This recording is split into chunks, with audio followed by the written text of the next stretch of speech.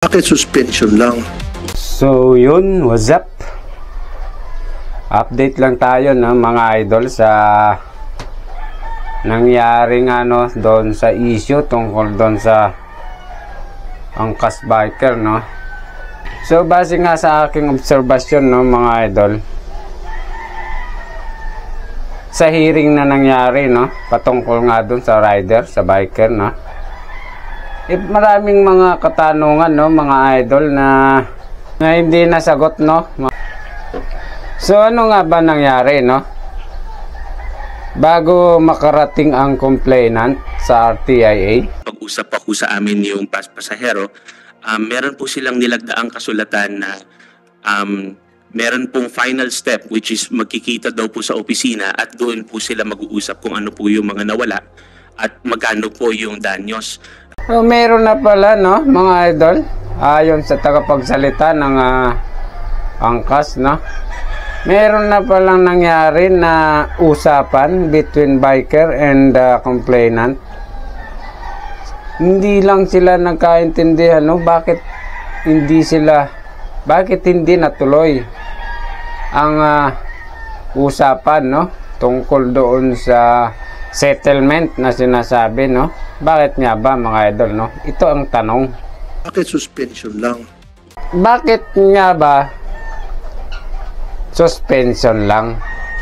Po pwede naman pala itong ipadampot no? Ayon sa salaysay ng complainant, siya raw ay ninakawan at tinangkapang halayin. So pwede siyang ipadampot. Nagkaharap na pala sila mismo sa barangay, sa police station. Bakit nakipag-usap siya no? Bakit nag-try pa rin siya na makipag-settle doon sa suspect? Dumako naman tayo mga idol no sa nabanggit doon sa hearing na ang sabi kinampihan, pinanigan yung angkas biker no. Parang hindi yung pinaniniwalaan yung biktima. Mas pinaniniwalaan nyo yung suspect, yung inyong rider. Parang negative to para sa akin no mga idol. Bakit ka mo? Sa amin mga idol, mga angkas biker no, meron kami tinatawag na TOU term of use, isang uri ng violation para sa amin ng mga rider no mga idol. So paano nga ba kami napapatawan ng ganitong violation no?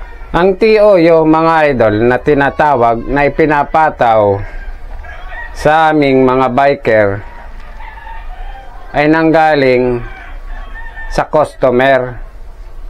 Kapag ang isang customer mga idol nag-report sa opisina, automatic ipapatawag kami sa opisina at doon kami magpapaliwanag tungkol sa nireport ng passenger.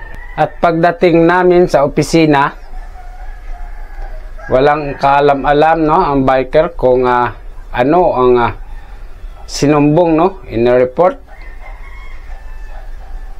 Depende no, depende po kung ano ang in-report ng kung ano ang magiging kaparusahan namin no, naming mga biker. Po pwede kaming masuspend ilang araw, ilang linggo or buwan. At kapag minalas ka pa, mababan pa ang biker no mga idol. 80% mga idol no ng nagbubuk o sumasakay sa angkas na halos yan nagmamadali. So dahil nagmamadali sila, dahil gusto nilang magmadali o no makarating agad sa pupuntahan, mamanduhan kami niyan mga idol kung saan kami dapat dumaan o saan kami dadaan. Pwede naman yun mga idol no, basta nasa tama lang. Pero kadalasan mga idol no, Dahil sa nagmamadali sila, no? Madalas kaming pinapadaan sa one way. Pinapasalubong kami kung saan-saan. In short, counterflow. So ikaw ba naman ang biker? Susunod ka ba na alam mong mali, na pwede mong ikapahamak, pwede ka madisgrasya, pwede ka mahuli? So dahil dyan, no, mga idol,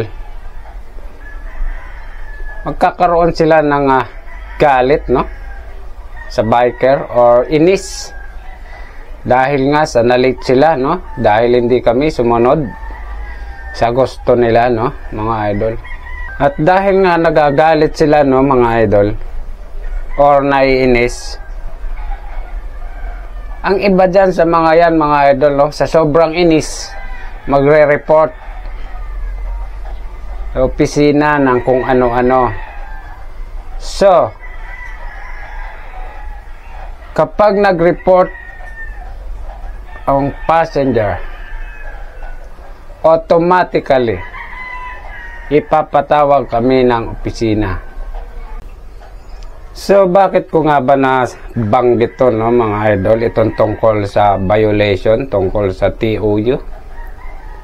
Related po kasi ito, mga idol, doon sa nabanggit doon sa Senate hearing na di umano pinapanigan daw ng management ang biker, no? So para sa akin, no, mga idol, no, parang negative talaga to.